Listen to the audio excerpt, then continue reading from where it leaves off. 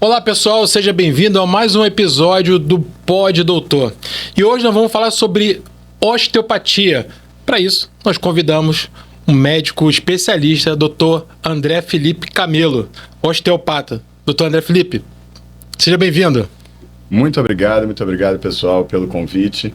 Estou muito feliz, não só em poder falar sobre osteopatia, mas principalmente por quebrar alguns mitos, algumas crenças, né?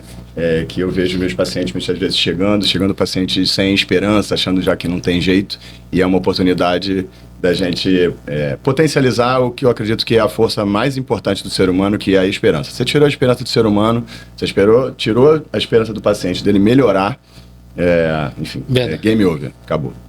Bom, vamos começar a saber um pouco do senhor, sobre a sua trajetória, o tempo que você está formado. Vamos lá, fiz no dia 13 de janeiro, 20 anos, né, de formado. Eu sempre Mas assim, fui... com essa cara de novinho, não, desculpa aí. Isso aqui é o DNA do meu pai, se você conhecer meu pai, né? Sim, sim. Tem 88 Almir, anos. né? Isso. Conhecia. Também conhecido como Almir. Almir Vídeo também. Vídeo também. Como Almito, enfim. Almito, né? Acho que é DNA dele. Mas são 20 aninhos de formado. Eu sempre fui, enfim, que a gente brinca, um rato de CTI, né? Então, sempre fiz plantão em cirurgia cardíaca, unidade coronariana, pós-operatório, né, de cirurgia cardíaca. Uhum. Minha especialidade é clínica. Então, unidade coronariana, enfim, CTI geral. Trabalhei em 9 hospitais diferentes na Zona Norte, na Tijuca, em especial. E aí, antes mesmo de me formar, e depois de formar, continuei também trabalhando nisso, mas eu comecei a pensar por que aquelas pessoas chegavam tão mal, né, no CTI. E aí eu comecei a querer trabalhar com prevenção. E aí eu montei uma equipe, e aí montei uma equipe interdisciplinar, onde médico, fisioterapeuta, nutricionista e psicólogo atendiam os mesmos pacientes numa clínica do Dr. Belo, lá em Copacabana. E aí fiquei um tempo, né, nesse projeto, e era maravilhoso, só que eu decidi fazer isso para mais gente. E aí um dia encontrei com uma amiga minha, vestida de uma roupa um pouco mais especial dentro do McDonald's, e aí ela me perguntou, falou, olha, o que você está fazendo? Eu falei, olha, eu tenho esse projeto, e ela falou que era o sonho dela fazer isso dentro do McDonald's. E aí eu falei, ok, vambora. Aí ela falou, olha, mas é que eu não tenho nenhuma verba para você. Eu falei, não disse que precisava de dinheiro, precisava ampliar o meu projeto. E aí ela falou, mas tem que fazer isso em todos os McDonald's da Zona Norte. 2 na Tijuca, 2 no Andaraí, 2 em Vila Isabel e 2 no Grajaú. Eu falei, vambora. E aí atendemos, isso foi em 2007. E aí atendemos mais de 200 funcionários do McDonald's durante 2 meses. Montamos uma equipe, né, obviamente, com 17 profissionais, e foi fantástico o trabalho. A gente saiu na revista interna do McDonald's na época. Bacana. E foi muito legal. E aí dali nasceu uma empresa, que é a minha primeira empresa, que chama Equipe Saúde Plena, e a gente passou a fazer eventos de saúde dentro de empresas, indo até as empresas. Que é importantíssimo isso. É muita coisa, é fundamental. Uma equipe, né, multidisciplinar, e aí, né, atuando ali nos funcionários que precisam, né? E prevenindo, né? Tá atuando muito na prevenção também, né? Isso. E foi bom você tocar nesse conceito de multidisciplinar, que é legal para as pessoas pensarem, né? Multidisciplinar é quando você tem vários profissionais trabalhando no mesmo lugar. Mas não necessariamente esses profissionais se falam. Normalmente, aliás, infelizmente, os profissionais de saúde, eles acabam não se falando, seja pela correria, seja por um status quo, né, de passar o dia inteiro cada um trancado no seu consultório, ou cada um é muito especialista. Sim. E tal. E aí, quantas vezes você já viu, né, um colega prescrever um medicamento e o outro vai prescrever outro, ou um colega prescreve repouso, o outro fala que tem que fazer atividade física, um fala que não tem que operar e o outro fala que tem que operar, enfim. Isso tudo não é que um está muito errado e o outro está muito certo, não é esse o caminho. O caminho é que eles deveriam se falar. A comunicação. Chama-se interdisciplinaridade. Então é quando os profissionais unem conhecimento, unem ações, e é uma coisa que eu sou bem apaixonado, assim, que é trabalhar junto com outros especialistas, aprendendo com eles, encaminhando e recebendo pacientes. Os tratamentos são mais eficientes, os tratamentos são mais abrangentes, né, mais completos, e o nível de segurança também é bem maior. Então a gente montou essa equipe, a gente vai até as empresas, faz programa de qualidade de vida e eventos de saúde, que a gente chama de CIPAT, Semana de Prevenção de Acidente de Trabalho. E aí começou a atender essa população. Só que era muito comum que a gente também trabalhasse com a questão da dor, né? Muito comum, né? As doenças relacionadas, osteomusculares relacionadas ao trabalho, tendinites, etc. E aí as pessoas falavam, não, mas eu queria que minha mãe também fosse atendida. Começou ampliar. Não tem como. Todo mundo tem um pouquinho de dor. Exato. E aí não dava para atender as mães, obviamente, dentro das empresas, né? E aí a gente montou a nossa primeira clínica lá no Shopping Tijuca. A gente chama de Clínica de Excelência Interdisciplinar, justamente por ser uma equipe, né, com vários profissionais que atendem juntos. E eu quis fazer uma especialidade mais eficiente do ponto de vista de tratamento das dores. E aí eu fui buscar, através de um amigo, né, Dr. Thiago Vidal, fui buscar a osteopatia. Na época eu até nem sabia o que era, nem entendia e tal. É uma especialidade médica americana que foi criada por um médico que ele se chama Dr. Andrew Steele. E a premissa dele era maravilhosa, era assim, pensa só, você tem um paciente que ele tem uma doença e o outro paciente tem a mesma doença. Os dois tomaram o mesmo remédio, fizeram o mesmo tratamento. Um fica bom e o outro não. Por quê? E ele queria saber o porquê. Naquela época, né, abrir corpos não era exatamente natural, era uma coisa bem complicada por vários motivos, mas ele era um grande anatomista, e uma das coisas que os anatomistas fizeram, infelizmente, como a quantidade de corpos que se podia abrir era muito restrita, muito viável, ainda é, né, mas enfim, os anatomistas, eles retiravam, para poder ver os órgãos, eles retiravam as fáscias. Então, o peritônio, por exemplo, aumento maior, aumento menor, raiz mesentérico, colo sigmoide, um monte de tecidos que a gente tem que grudam os órgãos dentro da nossa barriga, né, do arcabouço abdominal, eles eram retirados, como se fosse lixo. Sabe quando você compra uma peça grande de carne, que você tira aquela capa branca e fala, isso aqui vou remover, isso aqui não... A pelanca. Sim. Beleza. Eles tiravam isso, e aquilo ali, literalmente, ele não entrou no status quo do que a gente tem, né, do ponto de vista médico e tal. Esses tecidos, eles não têm um papel tão importante quanto eles realmente têm.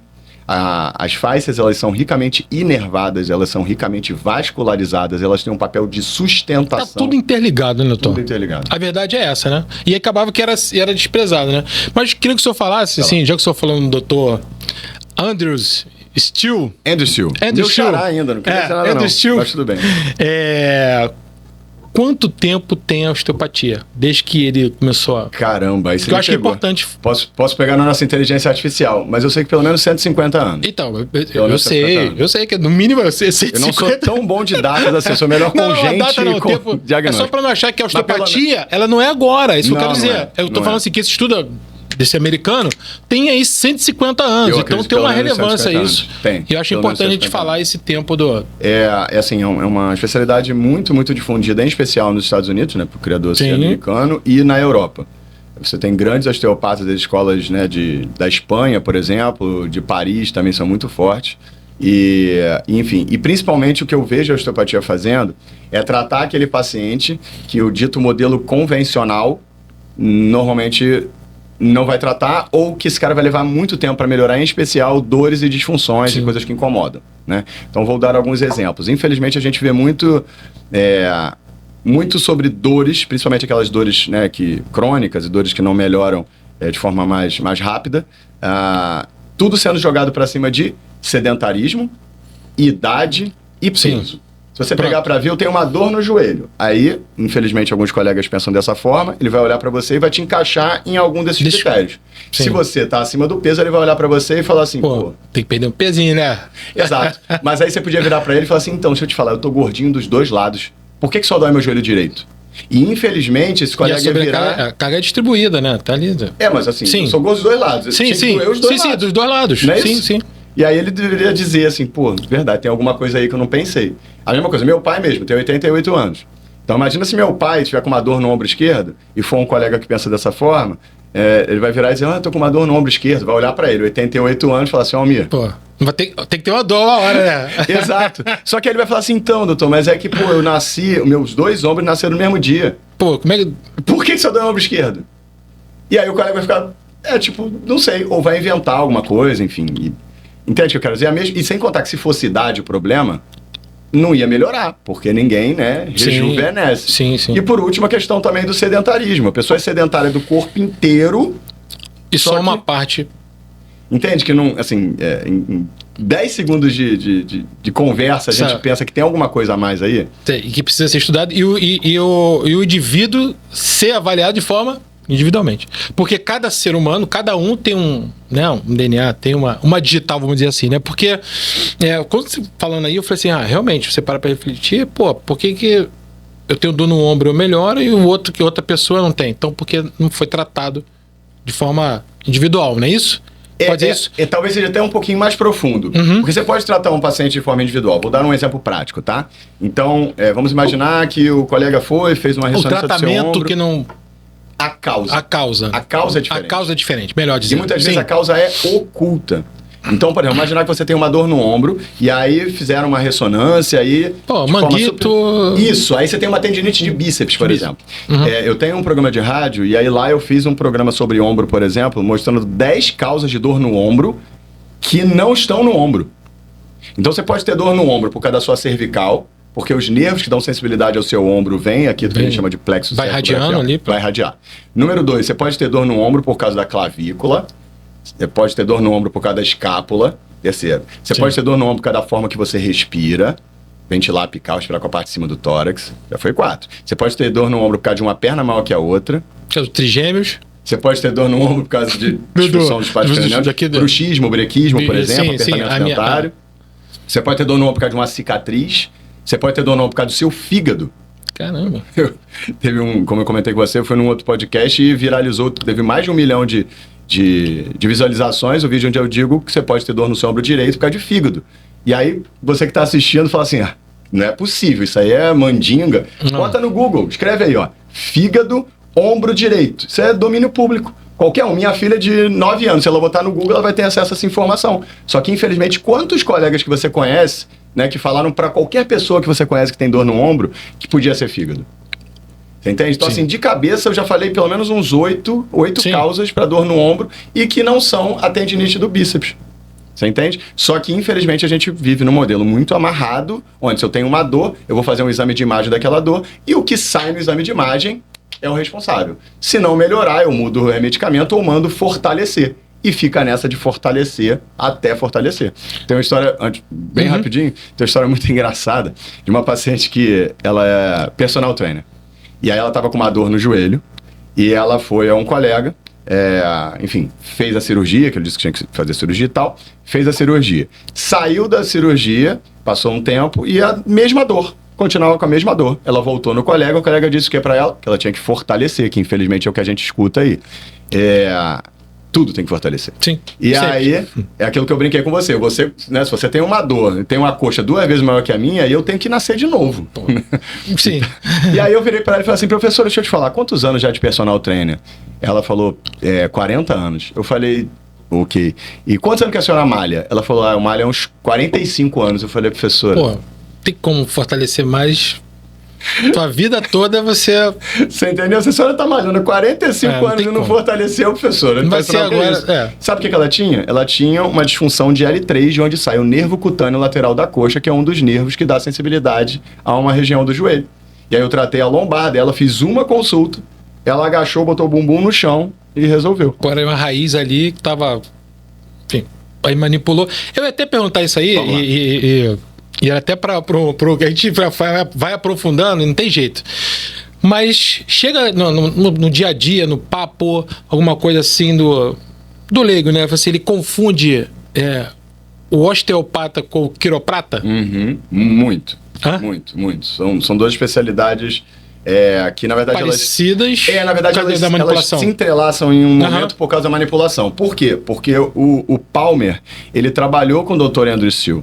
Sim. O Andrew Steele era bem mais velho, o Palmer era mais jovem, tinha ideias, digamos assim, mais intensas, né? Se você for ver algumas das técnicas de osteopatia, são técnicas muito mais leves. Se você for ver técnicas de quiropraxia, normalmente são um pouquinho mais intensas. E ele convenceu o Dr. Andrew Steele a colocar de forma brilhante, né? Tem técnicas fantásticas em quiropraxia, de colocar essas técnicas dentro da metodologia da osteopatia. Então, é esse o motivo pelo qual a pós-graduação em quiropraxia, ela varia, né, entre 1 ano e meio e 2 anos, e a pós-graduação em osteopatia são 5 anos. Um dos diferenciais da osteopatia é que o osteopata ele também manipula vísceras. Então, por exemplo, eu trato refluxo gastroesofágico, trato dismenorreia, né, que é cólica menstrual, trato enjoo, tonteira, dor de cabeça, entre várias outras coisas. Intestino preso, por exemplo, gases, por conta de manipulação de vísceras. Então, minha esposa, por exemplo, quando tinha crise de refluxo, por exemplo, tomava medicamentos em geral e não melhorava, e aí normalmente 5 a 10 minutos de manipulação visceral resolve na hora. Aliás, foi o que me apaixonou pela osteopatia. Eu comecei o curso, sou meio cético, assim, sempre fui muito anatomia, fisiologia, neurofisiologia e tal, neuroanatomia, sempre muito, né, embasado nesses critérios. E, enfim, a osteopatia, enfim, é aquela história que você não sabe bem o que é e tal. E aí eu fui na primeira aula, gostei bastante do conceito das causas que muitas vezes não estão, tipo, eu tenho uma dor no ombro, mas ali a causa foi tem outra. essa paixão, né? Eu ia até perguntar sobre isso, né? Sobre a osteopatia.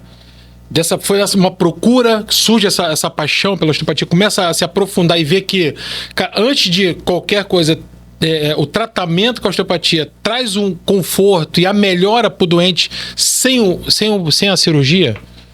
Pois tem uma frase que o pessoal fala muito, não opera sem falar com o Dr. André. Então, assim, eu meço tudo na minha clínica, hoje a gente tem um índice de 94% de prevenção de cirurgia, de pacientes que chegaram com algum tipo de diagnóstico cirúrgico, né? Em especial, o diagnóstico de cirurgia é uma opção. Aliás, tem muita prova social lá no seu Instagram, né? Tem o depoimento.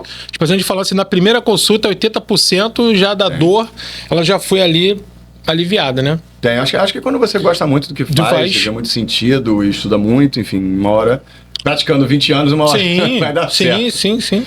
E aí, enfim, então a gente tem esse índice lá justamente por conta disso, de tratar o porquê, né? Então, o que me apaixonou na osteopatia, eu lembro bem, foi uma aula que eu fui e uma colega, estava sentada do meu lado, a doutora Emanuele, ela começou a passar muito mal de cólica menstrual, mas ela ficou pálida, branca, assim. E aí a gente tentou de tudo. Todo tipo de remédio que você imaginar, a gente pediu para assistente lá da pós para comprar e tal, botei ela de perna para cima, fiz o Trendelenburg com ela para ver se corava um pouquinho e tal, e ela quase desmaiando, até que eu bati na porta, assim, do nosso professor, e falei, professor, tem alguma coisa, né, em osteopatia que você possa fazer para resolver, né, o que a Manu tá sentindo, porque ela tá quase desmaiando de cólica. E ele falou, traz ela. E aí ele botou ela em cima da mesa, eu lembro quando fosse hoje, ele botou ela em cima da mesa, de 4 apoios, e fez uma técnica, né, no baixo ventre, uma técnica literalmente de trazer o sangue de volta ali pro endométrio, né? Tem uma fase da cólica, né? Da menstruação, que é literalmente a descamação, né? A desidratação do endométrio. E ele trouxe esse sangue de volta com as mãos, e eu ajudo pela felicidade da minha filha. Eu fiquei, cara, uns 20 minutos, 30 minutos, dando todo tipo de remédio, fazendo tudo que vocês imaginarem, e não melhorou. Ele fez 3 minutos de técnica, ela corou, parou de sentir qualquer coisa e passou o final de semana inteiro da pós sem sentir mais nada. Ali eu falei, cara... É isso aí. É isso aí, eu não faço ideia como é que esse cara fez isso, mas é isso que eu quero aprender a fazer. E aí, a partir dali, eu já fiz algumas coisas semelhantes, assim.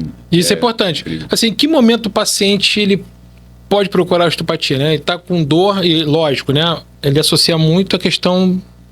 Da dor, no ombro, do joelho, mas tem outros tipos de dores que tem, não é só a questão dessa que leva pro ortopedista, né? Tem outros tipos de dores. Eu vi alguns casos, né? No seu lá, e a questão um testemunho passando sobre uma paciente que ela fez a osteopatia, fez um tratamento com o senhor, ficou legal, ficou bem, e ela falou assim, agora tudo ela quer para osteopatia. E ela não estava enxergando direito. Eu vi um caso desse. Eu acho que queria que o senhor falasse, que eu achei muito interessante isso, que ela foi no dentista, o cara mexeu, ela falou assim, cara, eu não tô enxergando, que o cara mexeu uma coisa, eu vou no doutor André. Esse caso aí eu achei muito bacana. Na verdade, assim, não existe uma regra de qual profissional você vai procurar primeiro, se você vai no neuro, se você vai no fisioterapeuta, se você vai no ortopedista, se você vai no massoterapeuta, se você vai no osteopata, se você vai... O paciente, ele não é de ninguém, né? O paciente é dele próprio. Ele vai, se ele quiser tratar com chá, se ele quiser tratar com erva, se ele quiser tratar com cirurgia, ele faz o que ele quiser com a fé dele. Exato, entendeu? É isso, entendeu? O corpo é dele. É o conforto dele. Vamos meu corpo, minhas regras.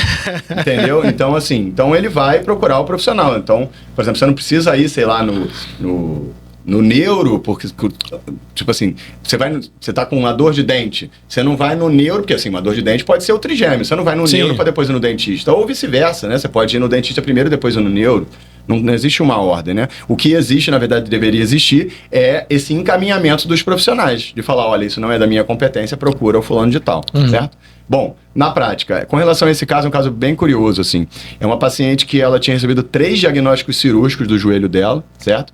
E tinha, na faixa dos seus 48 anos, mais ou menos, mas um corpo ótimo.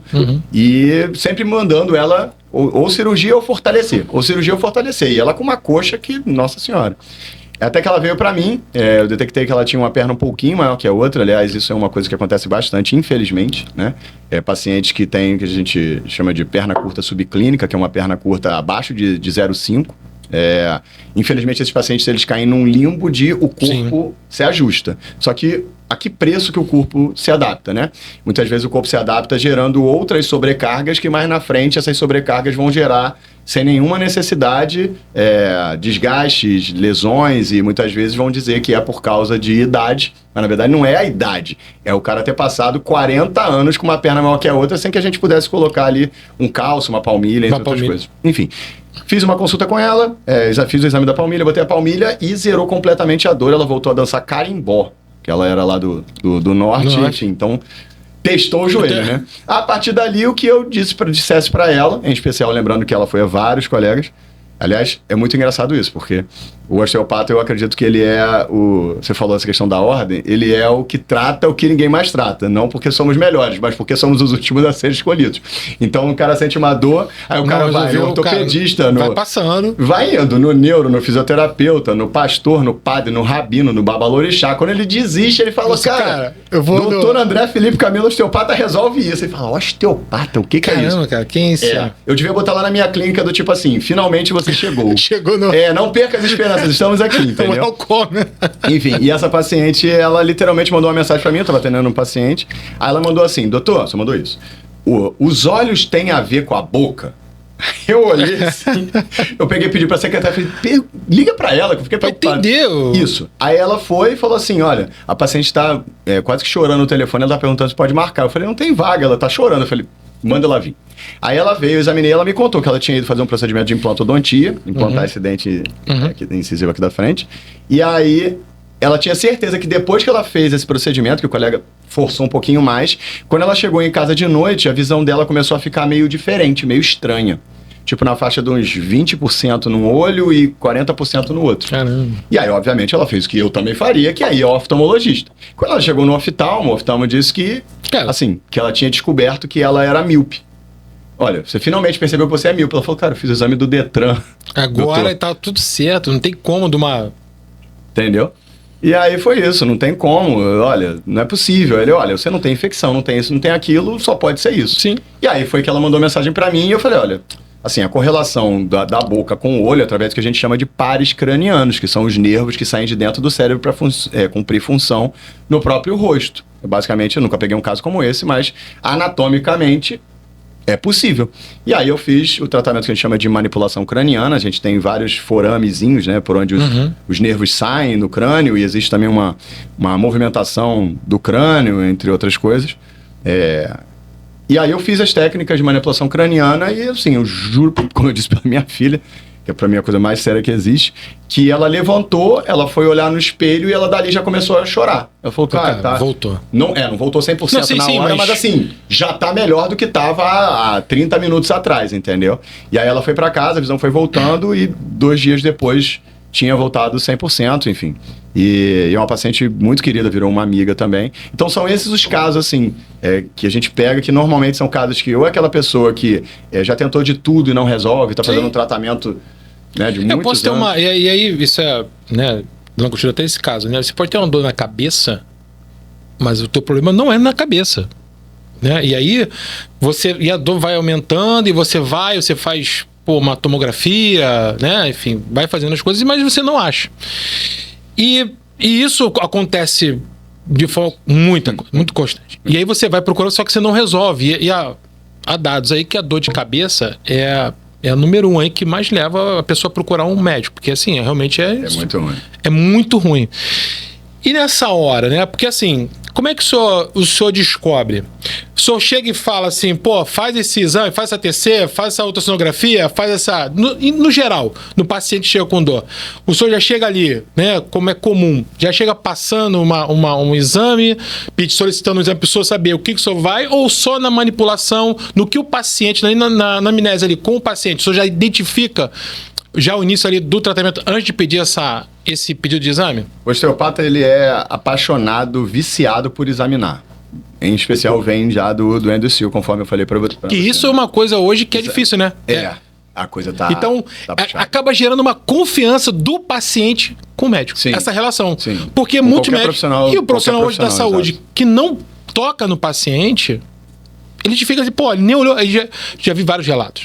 Pô, ele nem olhou na minha cara. Ele só perguntou, qual é a dor? Toma aqui o remédio, tal, não sei o quê, volta aqui. Aquela consulta... Isso... Exame, volta... tem isso. Vai. Né? Deixa eu jogar aqui. Peraí. Deixa eu puxar aqui o lado para inteligência artificial, né? Tem IA também. Existem relatos. Mas tem um amigo da IA que é gente boa. Tem uma galera aí, gente boa, mas aí não tem como. O cara tá ali, jogar ali e fala assim, ó, pô, a medicação é essa aqui. E paciente, ele precisa ser tocado. E eu acho que isso cria uma relação. Desculpa ter cortado o senhor. Não, pelo contrário. Mas eu achei que isso é um ponto importante, onde o osteopata, ele ganha confiança do paciente porque ele toca. Que gente cuida de gente. Testa, examina, aí só pode seguir, desculpa, que eu acho que isso... Pelo contrário, eu que falo demais até. Não. Acho que quando a gente gosta muito do... Né, sim, é apaixonante, fala com paixão. Aí a gente acaba falando até demais. Não, então, primeiro ponto é com relação ao que você falou, é perfeito, assim.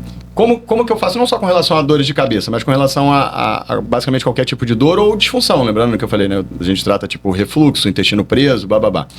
E como eu disse pra você, infelizmente, não é o mais comum que o osteopata seja o primeiro profissional de saúde a ser escolhido.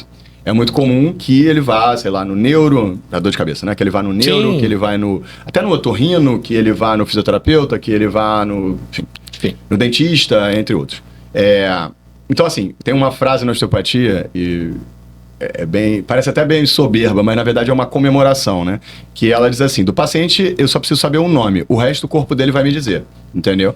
Então a gente obviamente escuta muito a anamnese, o que o paciente vai dizer e tal, mas a gente é tão viciado, né? Tão apaixonado por examinar o corpo humano, testar e retestar e depois fazer algum procedimento, depois ver se melhorou já imediatamente, que você já enxerga aquele paciente com 6 ou 7 possibilidades diferentes e vai como se fosse uma investigação, né? Sim. Entre aspas, criminal. Então, coisas, por exemplo, que você que está assistindo nosso podcast pode pensar a respeito, por exemplo, de dor de cabeça.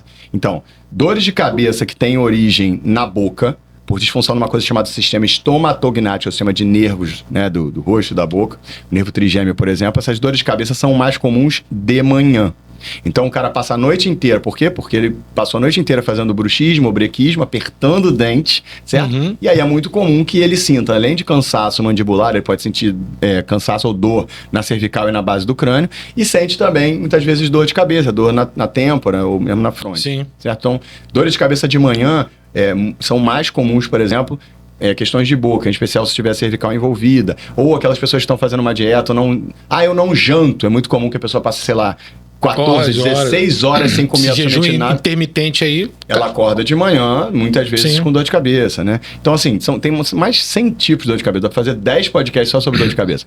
Mas, indo mais especificamente na questão do como que a gente faz para fazer esses diagnósticos diferenciais, é muito em cima de anatomia, neuroanatomia, neurofisiologia, e principalmente ouvindo a história e testando.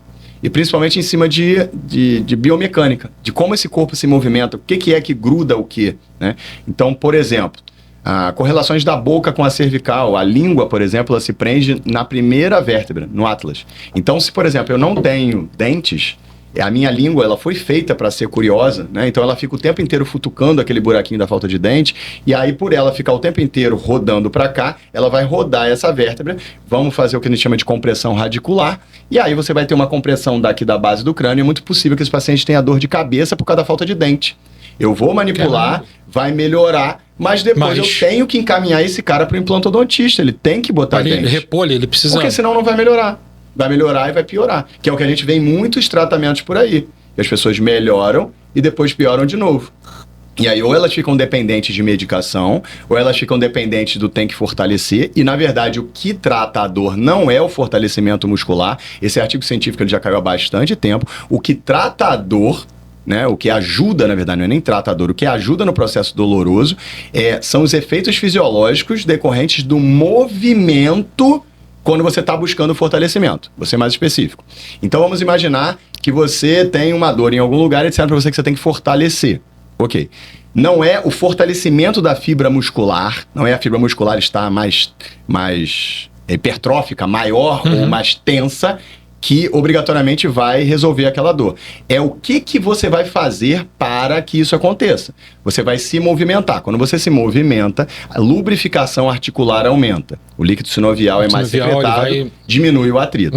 Número 2, existe uma secreção do que a gente chama de óxido nítrico, que é um potente vasodilatador. Ou seja, chega mais sangue. Vascularização ali. Vascularização. Vai chegar mais sangue para nutrir aquele tecido que está lesionado e tirar dali prostaglandina, leucotrienos, interleucina, araquidônico e outros elementos inflamatórios, certo? Existe um líquido que corre por dentro do nosso sistema nervoso, desce lá do cérebro, do terceiro e do quarto ventrículo, chama líquido encefalorraquidiano, certo? Ele desce de cérebro, cerebelo, ponte, bulbo, mesencéfalo, desce pela medula e vai para cada um dos nervos do nosso corpo. Por que isso é importante? Porque quando eu tenho uma compressão radicular, uma compressão da raiz do nervo, é muito comum que esse líquido ele não passe da mesma forma. Por um motivo óbvio de ele estar sendo apertado. Certo? A fluidez dele muda. E fica intermitente, por isso aquelas dores que vai e volta. Vai e volta. É isso. Dores que vai e voltam, elas têm uma característica clássica de nervo. Outra característica clássica de nervo é dor que corre. Se você tem uma dor articular, ela é pontual, ela é previsível e ela como é que se diz? Ela é esperada. Então, do tipo, se eu tenho uma dor no meu ombro e é articular, eu vou fazer 50 vezes o movimento com o meu ombro, vou sentir 50 vezes no mesmo lugar. Sim. E é isso. Dor de nervo, não. Eu fiz, aqui dói, aqui já não dói. E essa dor, ela corre pra cá, doutor. Isso é nervo. Entende? Então, o que eu já peguei de paciente que tem disfunções, por exemplo, de dor no ombro, que estava sendo tratado como dor no ombro, só que o problema é uma cervicobraquialgia. Tá comprimindo lá no nível lá C1, C2, C3, C4, enfim, até C7, né? Tá ali. O nosso. Desculpa aí eu te interromper. A nossa coluna é uma coisa muito maravilhosa e interessante. Sabe a caixa de disjuntor? Cada plugzinho daquele leva energia para um cômodo da sua casa. Sim. O nosso corpo é a mesma coisa. Cada uma Posso pegar aqui? Pode, tá aí mesmo. Eu já mandando no estúdio. Pode. Tá vendo? Isso aqui é uma vértebra, né? As duas vértebras. Aqui é o disco e aqui tem os nervos. Se apertar aí, a hérnia sai. Pode apertar assim, ó. Você vai ver aí, ó. Isso aqui é outro patamar. Vê se tá aí. Nossa hérnia de disco. Aqui, ó. Tá aqui, ó. Isso aí, ó. Onde tá? Qual cano? Ó, nossa hérnia de disco. As raízes estão ali, saindo ali. Maravilhoso. É isso aí. Esse aqui é outro patamar de podcast. Então, como eu estava dizendo, olha só. Então, atenção você que tem uma dor que não melhora, que você fez todo tipo de tratamento, toma remédio há não sei quanto tempo, e a dor, ela corre. Se essa dor corre, é nervo, certo? Você tem uma compressão da raiz desse nervo. E lembrando, como eu disse, a nossa coluna, ela fosse uma caixa de disjuntor, um quadro de luz da sua casa. Então, de cada uma dessas vértebrazinhas, saem nervos que vão inervar da sensibilidade e movimento para uma parte do seu corpo.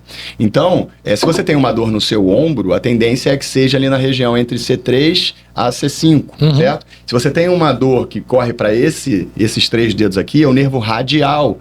Se aqui é o nervo ulnar e cada uma das partes da sua cervical... A cervical é responsável, cada nível da cervical é responsável por uma parte dessa. Mesma coisa da sua lombar. Então, por exemplo, eu pego muitos pacientes... Por isso você identifica logo, né? No teste, eu fiz a pergunta com relação se precisava fazer o exame, mas no teste você já sabe qual o nível que está comprometido. Não precisa. É isso? Pô, tô entendendo então, hein? Você já vai ser meu assistente já de cara. Então, você, por exemplo, tem dor na lombar. É muito comum que eu pegue pacientes que chegam com dores ou na virilha ou aqui, né, na região inguinal e falam que é quadril. E muitas vezes não é quadril. Muitas vezes é nervo que sai de T12 com L1.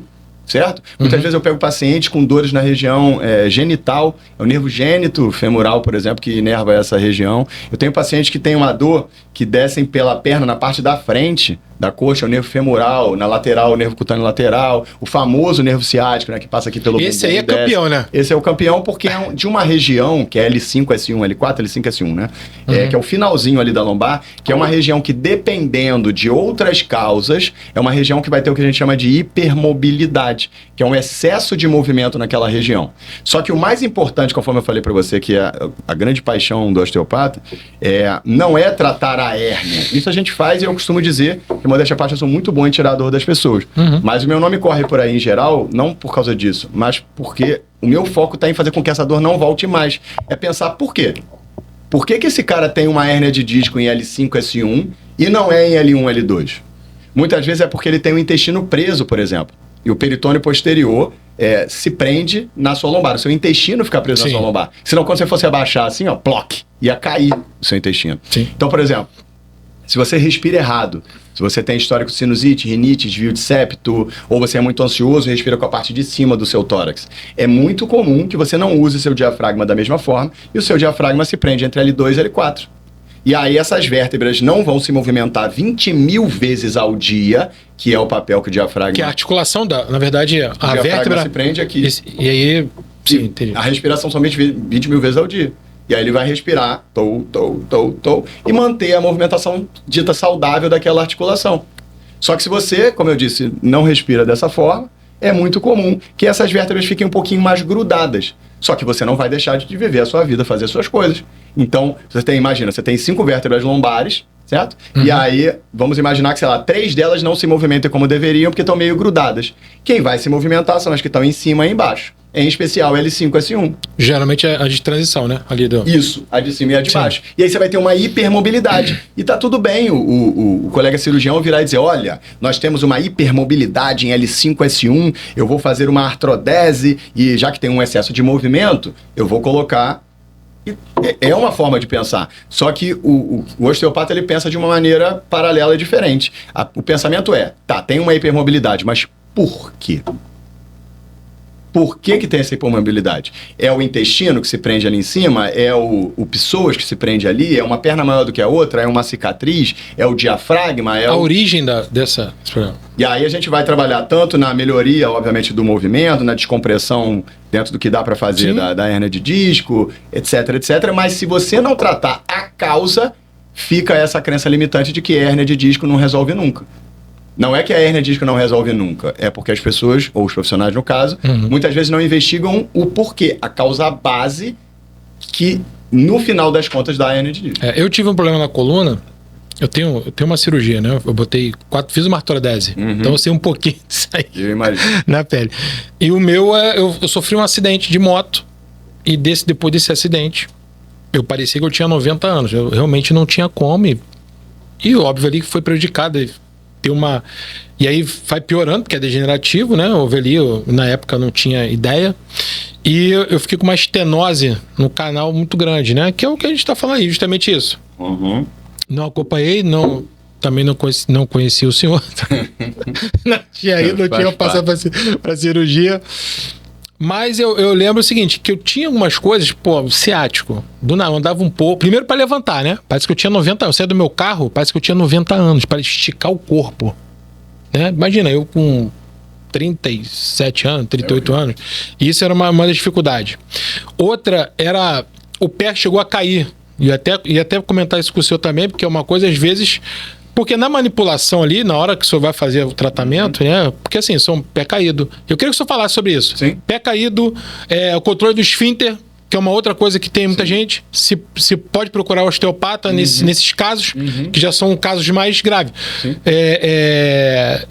Controle do esfíncter, pé caído, ciático, né? Que você perde o déficit neurológico que a pessoa vai tendo. A sensibilidade diminui muito, né? Diminui a sensibilidade. Por que essa pergunta?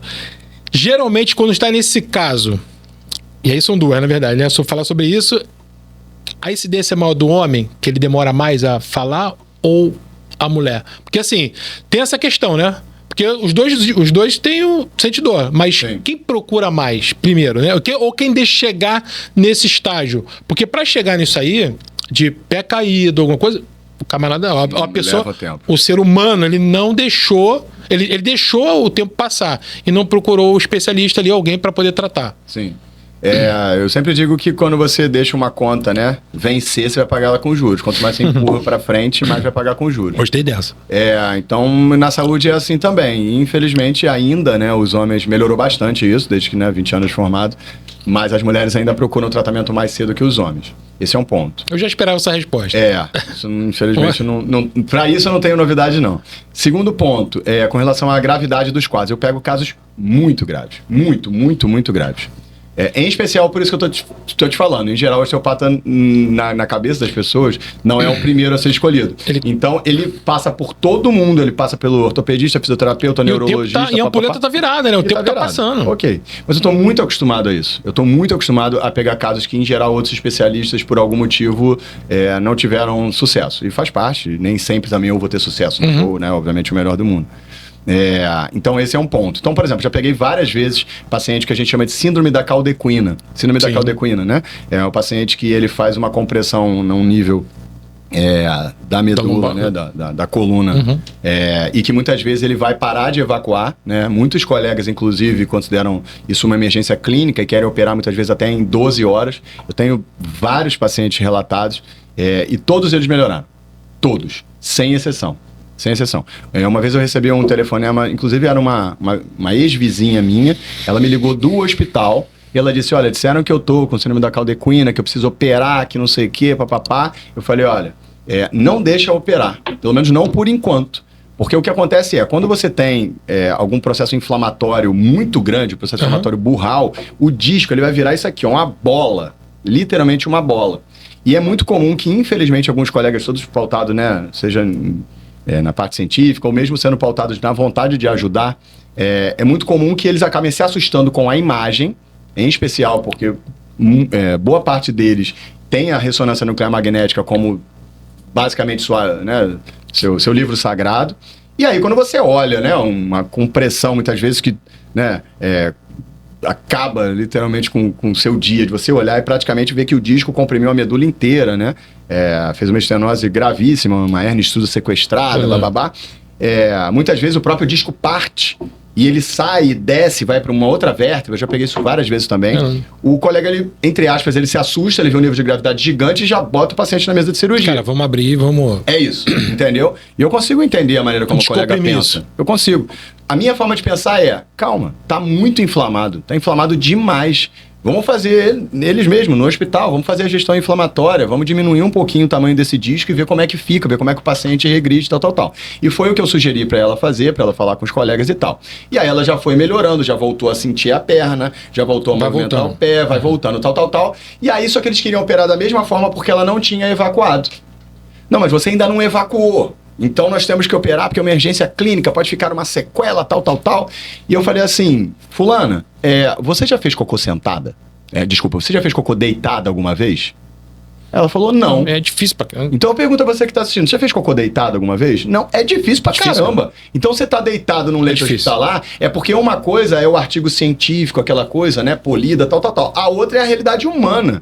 Eu já tomei catarrada na cara, vômito, sangue, etc. Isso é dia a dia do profissional de saúde. Então a gente também tem que dar uma humanizada e falar, olha só, essa paciente nunca fez cocô deitada. Será que não é isso? E eu falei, olha só, pede para eles sentarem em você, devagarzinho, com calma, vê se já dá para sentar e vê se você consegue fazer cocô sentado. O que você acha que aconteceu? Na hora. Você entendeu? Colocaram uma cadeira higiênica dentro do box que ela tava do CTI, ela sentou e aí ela fez cocô. Iam operar ela porque ela não estava fazendo cocô de jeito nenhum. Entende onde eu quero chegar? É sobre isso. Então, por exemplo, um paciente que veio... Eu tenho muito paciente de fora do Rio, de fora do estado e de fora do país até. Tendo paciente que vem, tipo, do Canadá, justamente por isso, porque a medicina, infelizmente, por mais que, né, a gente seja globalizado e troque informações, a gente tem uma espécie de um modelo que chegou, exame, olha o exame, o que der no exame é isso, entendeu? Então, tem sido procurado de outros países, inclusive, por conta disso. Na prática, esse paciente ele veio de Rio das Ostras com o avô e a mãe. E aí ele estava com a síndrome da caldequina, ele estava de cadeira de roda. Moleque de 18 anos. 18 anos. Caramba. Cadeira de roda, literalmente, com diagnóstico de síndrome da caldequina. E o colega cirurgião disse que ia operar ele entre 12 a 24 horas se ele não não melhorasse os sinais que você muito bem disse, né? Ele tinha dormência, eu tenho vídeo dele no meu Instagram, inclusive. Dormência, né? Na região inguinal, dormência nas coxas, falta de força na perna, não evacuava, não conseguia ficar em pé, etc e tal.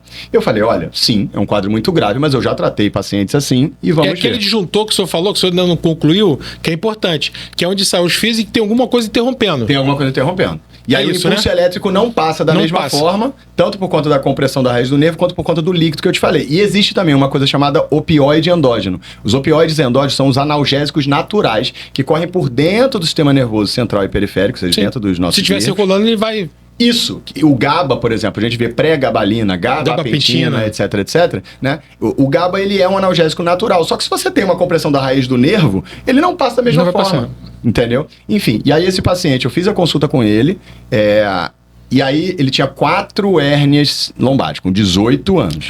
E jogava bola, o moleque me mostrou o vídeo dele fazendo altinha na praia, muito bom de bola, inclusive. Daí, eu fiz a primeira consulta, e marquei para ele voltar 3 dias depois. Normalmente eu atendo uma semana depois, mas eu pedi para ele voltar um pouquinho antes. Fiz o exame, botei a palmilha no pé. E normalmente eu boto a palmilha de teste. Eu quero ver o resultado já na hora. Eu quero ver a mudança da postura, do movimento, da dor e muitas vezes do equilíbrio já na hora, em 2 minutos. Se o paciente melhora dessa forma em 2 minutos, usando a palmilha 6 horas por dia, resolve, né? Beleza. E aí fiz o exame, botei a palmilha no pé dele, ele melhorou bastante e tal. E eu lembro de eu ter ficado em casa com a minha esposa pensando, né? E tal, eu precisava só que ele evacuasse para eu ter certeza que, tipo assim, esse também mais um, né? Check. E aí eu lembro exatamente quando ele mandou mensagem, botou assim, doutor, fiz cocô. E aí eu nunca comemorei tanto o paciente evacuar, entendeu? Então é muito sobre isso. A história da palmilha, por exemplo, eu tenho um paciente, que é um paciente de muitas posses e tal, ele já tinha ido aos melhores para resolver um ombro direito dele que ninguém resolvia. E aí eu falei, olha, Marcelo, vamos fazer o seguinte, eu vou examinar o que eu tenho certeza que outros colegas não examinaram. Botei ele de cueca e vi que ele tinha uma perna maior do que a outra.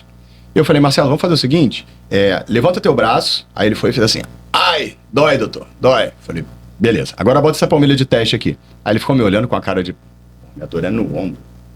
Botou a palmilha de teste e tal, ele levantou e fez assim, ah, doutor, você tá de sacanagem. Não é possível. Eu falei, tô tratando essa dor aqui no meu ombro há 3 anos. Eu falei, você tá pra sempre. O problema era na perna, certo? Então, quando você tem uma perna maior que a outra, você tem uma perna, entre aspas, que é cotó. Né? Descompensa porque você é, entre aspas, cotó. E aí, a perna, ela, pra alcançar o chão, o corpo tem que fazer algumas adaptações. E nisso vai subindo, né? Isso vai subindo. Do pé, ele vai ali... Tanto o psoas, por exemplo, então atenção você, que toda hora dizem que o seu psoas, vê se não é uma perna maior do que a outra, por exemplo, certo? E aí, o ilíaco roda anterior repuxa o grande dorsal, que é um coadaptador do ombro, e repuxa o ombro para baixo. E aí, quando puxa o ombro para baixo, o tendão do bíceps fica sendo esticado. Ele fica tensionado, né? Fica tensionado. E aí, ele inflama. E aí, quando ele inflama, você é uma tendinite. Então você faz um ultrassom, faz uma ressonância, o colega tá correto, realmente tem uma tendinite de bíceps. E tem que tratar. Na ressonância deu isso. Deu isso. Só que por que deu uma tendinite de bíceps? Por causa de uma perna maior que a outra. Então são essas as coisas que eu enfrento o tempo inteiro no meu dia a dia de mistificar. O paciente chega com a dor de cabeça e pode ser a maneira que ele pisa. É nesse nível, entendeu? A gente tem um quadro aqui, Mitos e Verdade, que eu acho que é... E aí a gente vai falar se é mito ou verdade e o senhor comenta. Pra gente seguir aí, que você dá uns cortes bacanas isso aí. Vamos lá. Osteopatia resolve qualquer dor? Osteopatia diminui muito qualquer dor. Ela resolve boa parte das dores, mas, como eu disse, tem várias causas. Você tem questões vasculares, bioquímicas, biomecânicas, neurológicas, psicoemocionais, né? Pacientes psicossomáticos, por exemplo, né? A minha dor só dói quando eu fico estressada. Como é que o osteopata vai resolver, né? Então eu vou até um certo ponto, mas a osteopatia sempre alivia bastante. Eu resolvo muitas delas, mas pelo menos alivia. E esse paciente? Ih, não vai sair não, hein? Psicotrópico. Não, psicossomático. Eu gosto de coisa. Vamos lá. E não vai sair não. Esse paciente, melhor falando, ele que chega no consultório, cara, o cara tem uma dor que é na cabeça dele, né? Também, seria isso. Também. Muitas vezes não somente, mas muitas vezes o gatilho é emocional. É emocional, o gatilho emocional. Como é que trata isso? Como é que o senhor conduz essa Esse tipo de paciente? A minha parte, assim, o sistema nervoso ele é indivisível. Então, cérebro, cerebelo, ponte, bulbo, encéfalo, medula, nervos é uma coisa só. Eu costumo dar um exemplo que eu acredito que, né, você que está assistindo pode pensar a respeito. Se alguma vez você já ficou arrepiado quando você ouviu uma música, você fala assim, nossa, essa música me deixa todo arrepiado. Então, o que é isso? É um input sensório-motor. Você já entrou uma música pelo seu canal auditivo, nervo auditivo, papapá, chegou no sistema límbico, o sistema das emoções, e isso foi o suficiente para mexer com a sensibilidade do seu corpo inteiro. Então, assim, se uma música consegue mudar a sensibilidade do seu corpo inteiro, faz sentido. Você imagina um trauma, um estresse, uma perda de um ente querido, uma decepção, uma amargura, você entendeu? Sim. Então, tem certas coisas que são muito profundas dentro do sistema nervoso central e que elas ficam rodando como se fosse a gente diz que a pessoa não elaborou, né? Ela fica rodando como se fosse... Sabe quando você fica com uma coisa na cabeça e fica rodando? E isso, entre aspas, desce. É um impulso elétrico que fica rodando lá. Sim. E o seu corpo é uma coisa só. Então, eu pego muitos pacientes que têm questões emocionais. Eu vou fazer a parte biomecânica, vou fazer a parte neurofisiológica, neuroanatômica e tal. E vou, obviamente, encaminhar ele, seja para o psiquiatra, seja para o psicólogo, seja para um terapeuta, seja para enfim, para alguém que faça esse trabalho emocional, entendeu? Bom, boa.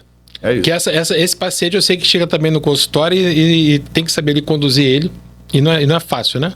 Não é. Em especial porque ele espera uma resposta mecânica. Mecânica da dor dele. Bom, outra pergunta aqui. Se instalou, funcionou? Isso é maravilhoso.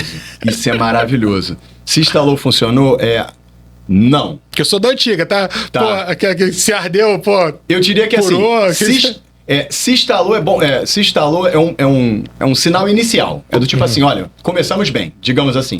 Porque vários trabalhos, por exemplo, sugerem, vamos imaginar que eu vou tratar a lombar. Não adianta só você manipular a lombar, tratar os nervos da lombar. A coluna, como eu te disse, é uma coisa só. Então eu vou tratar um paciente meu de lombar, eu trato a torácica, eu trato a cervical, eu trato a boca dele, eu mudo a respiração desse paciente, eu prescrevo coisas para ele fazer em casa. Então o corpo é todo grudado. Manipular uma vértebra vai proporcionar o alívio. Mas aquilo que eu falei para você, o osteopata ele trata a causa. O porquê que aquela vértebra estava em disfunção. Eu manipulei, resolvi a vértebra, mas é provável que ela volte a entrar em disfunção de novo. Então, eu diria que instalou é um sinal que estamos no caminho certo. Estamos no caminho. Pronto. Vamos lá. Uma sessão é suficiente para resolver tudo? Nem sempre. Porque a expectativa do paciente é essa. Os meus pacientes é especial. Sim, ele já chegou lá. Como ele já veio indicado, ele fala assim, cara, vai lá que ele resolve. Olha, posso dizer assim, a maioria dos meus pacientes, na primeira consulta, ele melhora na faixa aí dos 70%, pelo menos. Bom, os depoimentos lá estão dando 80%, só foi modesto, hein? Mas eu vi o depoimento... Pelo menos uns 70%. Há uma unanimidade aí dessa melhora, né? Paciente meu, quando ele não fica bom e até 3 consultas, eu fico maluco. Maluco. Não durmo. Literalmente. Tem continuidade? Acabou que eu não perguntei sobre isso, né? Vamos supor, ele tratou ali, ele melhorou da dor e tudo, mas ele volta em 6 meses? Ele precisa fazer esse acompanhamento? Então, eu não coloco, né, isso como obrigatório, entendeu? Como eu te disse, eu gosto que o paciente ele próprio defina. Resolver, Mas assim, é mais ou menos como você ir num dentista, sair de lá com a boca maravilhosa e não escovar mais o dente. Entendeu? Então eu sempre prescrevo algumas coisas para o paciente fazer, né? Para manter a mobilidade do corpo, etc e tal. E me coloco à disposição caso ele... A verdade, ele vai te procurar de novo, né?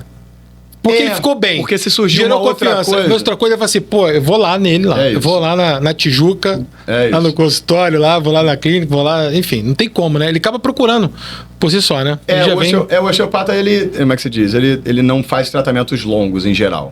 Os meus pacientes, em geral, independendo do que tem, assim, sei lá, 80% dos meus pacientes ficam bons em até, sei lá, 5 consultas. Entendeu? 80% deles e, olha, eu pego cada caso. Imagino. Entendeu?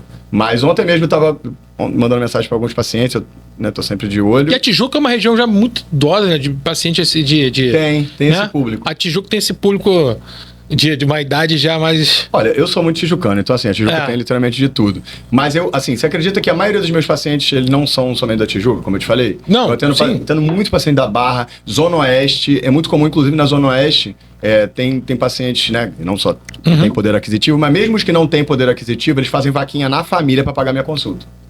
Então tem um caso muito grave, por exemplo, de um paciente, acho que eu contei até para você, há 9 anos ele não saía de casa, literalmente porque ele tinha uma escrotalgia, uma dor no testículo. Você imagina o quanto isso dói. Há 9 anos. E ele não saía de casa, não parou de jogar capoeira, nunca tinha tido uma namorada, nunca tinha trabalhado. A mãe dele parou de trabalhar por causa dessa dor. Os colegas iam abrir, né, o saco escrotal dele pra ver, porque já tinham desistido do que fazer. Sim. Eu fiz uma consulta com ele, botei a palmilha no pé dele, eu tenho vídeo, tenho áudio, tenho tudo da mãe dele, chorando e agradecendo, a mãe dele maravilhosa. Então, é isso que eu tô te falando. Mesmo casos muito graves, muito antigos, muitas vezes com uma consulta e a palmilha, a gente resolve. Não é sempre. Sim, claro. Minha esposa fala pra mim, você é osteopata, né? Jesus. Então baixa essa bola. Mas acho que quando você estuda muito e é apaixonado pelo que faz e faz há muito tempo, uma hora dá certo. Bacana. Para a última pergunta aqui. Vamos lá. A osteopatia substitui o médico, fisioterapia ou cirurgia? Vamos lá. Eu não gosto de me colocar na posição de que substitui. Eu acho que cada um tem o seu papel. Sim. Entendeu? Muitas vezes eu já substituí, muitas vezes. Muitas vezes eu já fui substituído também, né? Isso com certeza já aconteceu. Mas eu particularmente, como eu disse no início da nossa conversa, eu gosto da interdisciplinaridade. Então não acredito que do tipo osteopatia tal. Eu gosto de conversar. Eu gosto de conversar com o fisioterapeuta e dizer, olha, eu já fiz isso aqui, vou até aqui e, enfim, daqui pra frente é contigo. Ou conversar com o colega cirurgião e falar, pô, por que você tá querendo operar? Assim, deixa então eu tentar. Muitas vezes já fiz isso. De falar, olha só, me dá 3 consultas. Se não melhorar em 3 consultas, Você... entendeu? Graças a Deus eu nunca perdi essa aposta, entendeu? Falar assim, ó, me dá 3 consultas, se não resolver, aí você faz a cirurgia. Mas eu não acredito muito em substituir, eu acredito em conversar. Sim. Em somar conhecimento. Acho que é isso. Bom, a gente está caminhando aqui já para o final do nosso bate-papo, né? É muita coisa, não tem como aqui. Eu teria aqui uns 5 blocos aqui para a gente bater o papo. Tem muita coisa acho que para poder falar. Acho que em outra oportunidade aí a gente conversar. Acho que é importante trazer isso até para o entendimento, né? Do paciente, do leigo, que para ele entender essa outra parte, né? Dessa especialidade que é tão importante, que trata, previne, né, e evita, muitas das vezes, até a cirurgia, porque corrige realmente ali no foco da dor. Queria que o senhor mandasse aí uma palavra aí, falasse alguma coisa, né, pro público, para aqueles que, né, que estão assistindo, né, para procurar falar também onde o senhor está atendendo, enfim, para a gente fazer as suas considerações. Perfeito. Então, poxa, muito obrigado pelo convite. Eu estou honrado pela sua presença. Obrigado aí por ter aceitado o nosso convite. Com certeza. Eu que agradeço. Então, primeira mensagem para os colegas, né, de qualquer especialidade que sejam, vamos nos unir, vamos trocar conhecimento, vamos somar nossos tratamentos. Então, tanto fazer tratamentos que tenham uma abrangência maior, tratamentos que sejam ainda mais profundos, né, de investigar os porquês, e para os pacientes, em especial você que está sentindo uma dor que nunca melhora, uma dor que disseram para você que não tem jeito, não vá por esse caminho, certo? Infelizmente, aquele colega, ele não enxergou jeito, mas a gente sempre pode, pelo menos aliviar e pelo menos melhorar bastante. Seja eu, seja qualquer outro profissional. O mais importante é não perder a esperança de viver uma vida melhor e sem dores. Fechado? É isso. Doutor, obrigado aí mais uma vez. Foi muito bacana o bate-papo e vai, com certeza, ali vai agregar muito, vai acrescentar muito aqueles que têm dúvida realmente. Tá bom? Pessoal, é isso. Estamos aqui chegando a mais um final do Pode Doutor, que foi sobre osteopatia. E assim, tenho certeza que trouxe muito conhecimento para você. Então, siga a gente lá no Instagram, também no nosso YouTube, também no nosso canal, no Pode Doutor. E é isso. Um forte abraço e até a próxima.